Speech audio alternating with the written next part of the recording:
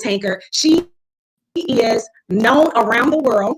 Guys, you may know her. She's married to the world-renowned Ben Tankard, who's a gospel jazz artist. I actually heard of him and knew of him over 20 years ago. I had the Wow CD when that came out, guys. Her husband is a Stellar Award winner as well. But this woman, she wears multiple hats. I hope you all can hear me because I don't want you to miss anything. Not only is she a wife, she's a mother, she's a first lady, she's a minister, a counselor to many. Guys, she has her own several businesses, okay? And I told you now she's a multi-millionaire. So you want to listen to the information that she's going to share because not only does she wear all these hats, but she's well educated. She has a degree and she's an economist, guys. So listening to her will definitely give you some inspiration. It will give you some insight as well, and give you some knowledge to help you with the trajectory of your life for the rest of 2020 and the years to come. So Dr. Jewel Tankard, are you there? Can you hear me? I'm right here. Can you hear me good? Yes, ma'am. I'm excited to have you on. I first want to say thank you for taking time out of your busy schedule, as I know you're helping a ton of people around the world. You're helping people build their dreams and make their dreams come true, build businesses. You're pouring into people spiritually, woman of God. And you know, I'm a PK, preacher's daughter. So I totally know how it is when you have parishioners. Those are your babies too. So you have to pour into them as well.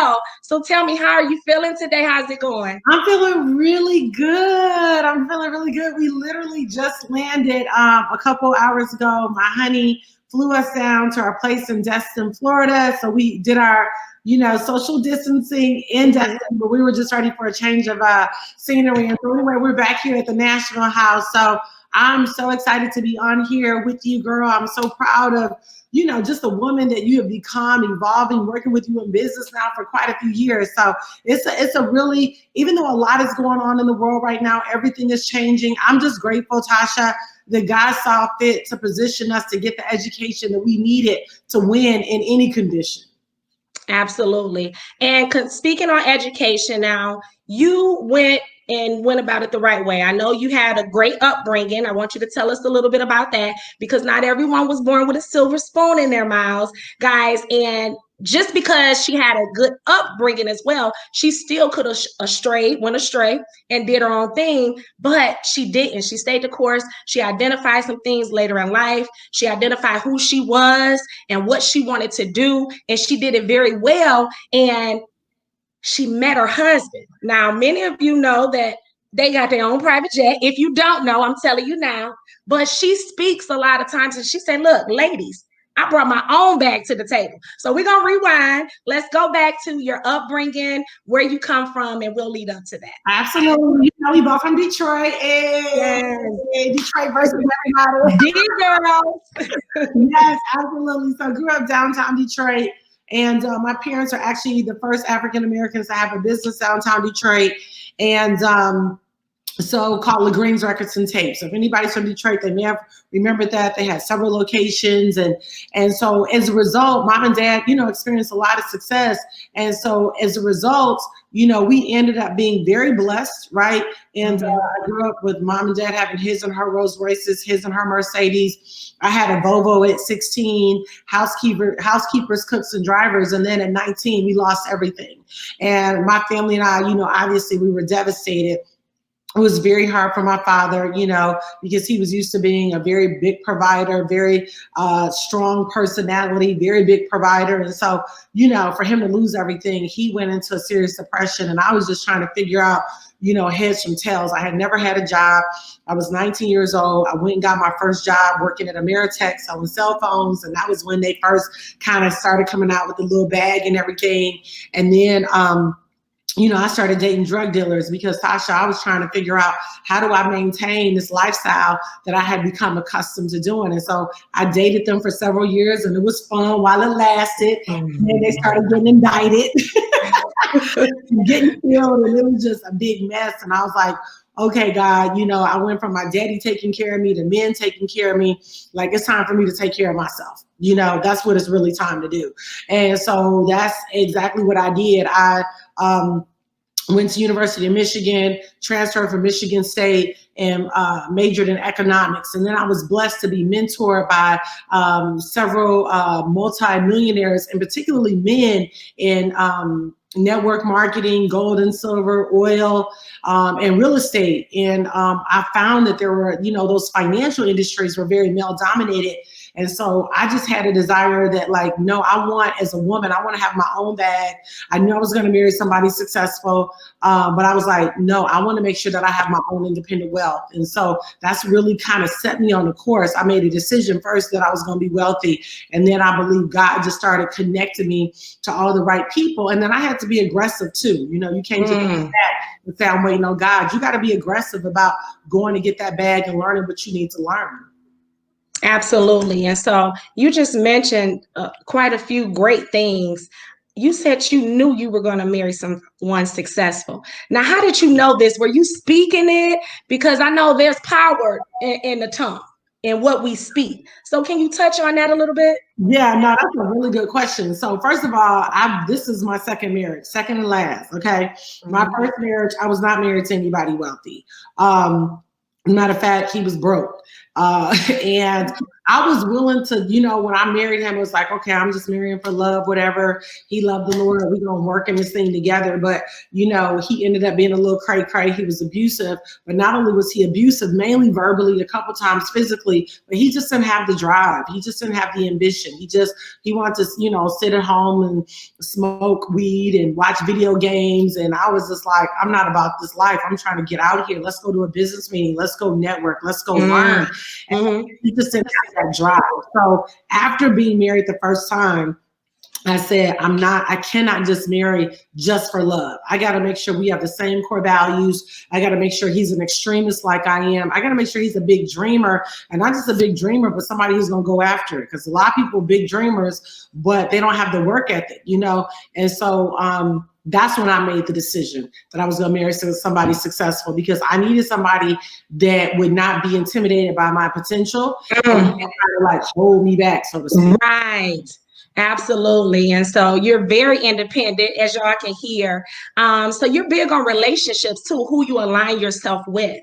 So the person that's watching this, they may be shy, and there may be some things that they want to do in their life, or they may be married, but they're seeking, they don't step out and do exactly what they're feeling in their gut to do, because they don't have that liberty they feel, because now they're married. Now, I'm a single woman, I'm independent, but I feel the same way. When I attach and God put me with someone, they're definitely going to have that go get in them, some ambition, want to build an empire. I'm not just settling for the average life. I don't want to, mediocre is not me. So what would you say to that woman or to that man that's looking, they want more, but it's not coming up out of them, or they don't have anyone to push them? What would be your advice to them? To the woman or the man, or both? Both, either or. Yeah. I mean, I think you got to get big goals. I mean, like right now, I keep this with me. I have my vision board with me. I have several vision boards. I got vision boards and confessions, and basically this is my vision board. What I'm believing for. My mentors are up there, spiritual parents, and our TV show, and my real estate. Like, I have several vision boards. I got another one that has me speaking on TED Talk, and that Bentley truck. Hey. So, I think you just got to make sure that you have a vision this big, and you got to keep yourself exposed to big things, because the reality is whatever you keep before your eyes is what you will end up becoming. And if a vision is not big enough, then you'll sleep through it. My vision is so big, even when I want to sleep in, it won't let me, because I'm like, I got to make this phone call. I got to do this webinar. I got to do this deal. I got to do this. Like, it won't let me just chill on my vision. You know what I mean? It makes me like, okay, get up, what you doing? So and then you got to be around people that are big dreamers. And because if you hang around people that are comfortable with where they are, well, girl, I'm all right. What you about to do? Nothing, chill. Then you're going to find yourself doing nothing and chilling. Like, I don't hate people who just do nothing and chilling. Now, there's a time to relax, but in this season of my life right now, I'm very clear, like I'm highly motivated. I have a lot that I want to accomplish, and I hang out with people that have a lot that they want to accomplish and that are working. They're not stopping at 8 o'clock, 6 o'clock, 7 o'clock. A lot of times they're up working at 10, 11 o'clock at night, you know, and then back up early, 6, 7 o'clock in the morning. I can't just sleep my life away. So you Absolutely. have people like that too, because otherwise it'd be easy to just be like, I'm just gonna chill. I mean, God has blessed us. You know, we live very, very well. I'm sitting in a beautiful 13,000 square foot mansion. Thank you, Lord, that He graced us, you know. And so it's easy for me to say, oh, my husband, he got me, but it's stuff that I want to do that my husband may not want to do. So man, till you know He's not giving you that money to go buy that car or buy that property or send your child to an expensive camp, you know, then you just land. You can't do it. Well, he don't want to do it, so we can't do it. I mean, to me, that's weak.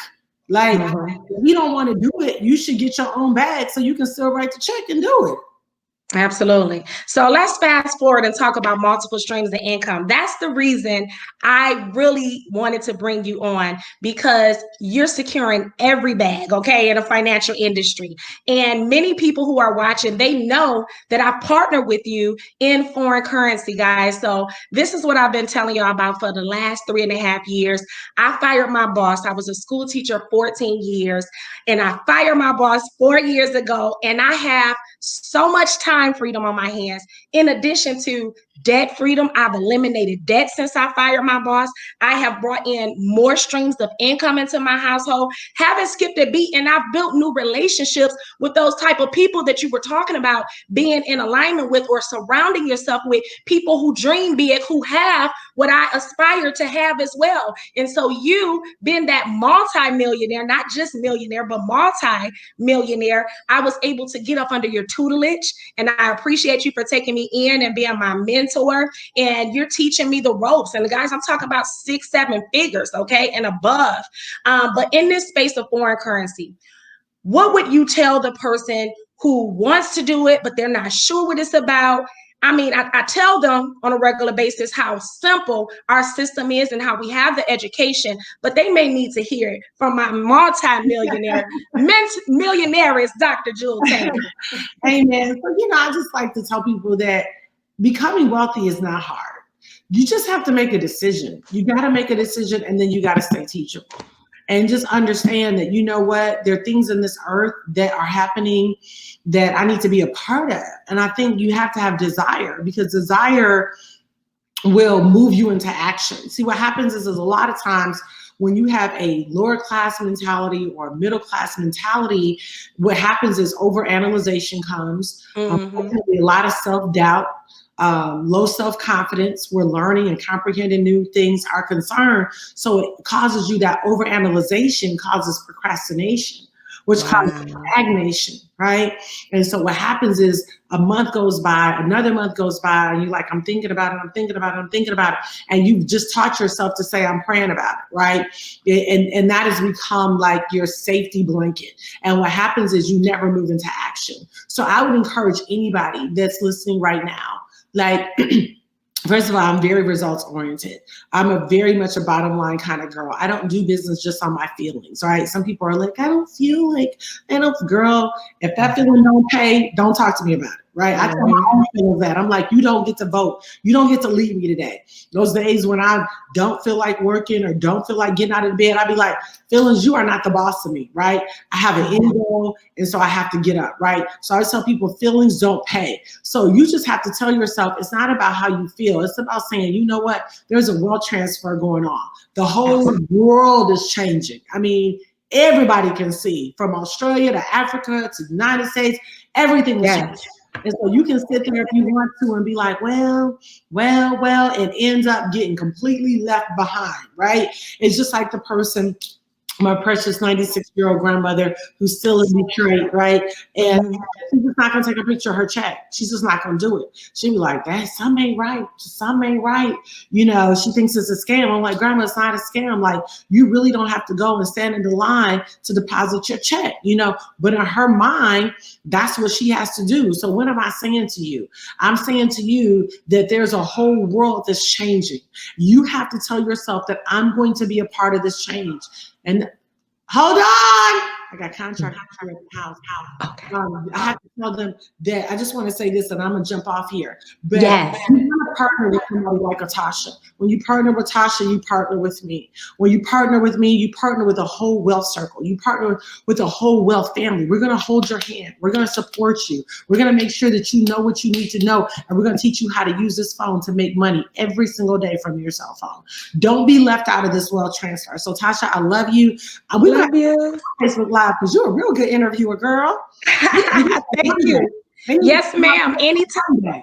Okay. Anytime. I appreciate you. I love you. I thank you so much from the bottom of my heart. And again, thank you for taking me in and been working with me for 3.5 years, guys. There you have it. The awesome, phenomenal world now. Dr. Jewel Tankard. Thank you for coming on. God bless you. Have a great day. All right, guys. All right, guys. Go ahead and stay on. There you heard it. I am super fired up. I was able to steal some time from her to go live with you. Most times she does one-on-one with myself. But I said, you know what, Dr. Jewel, I need others to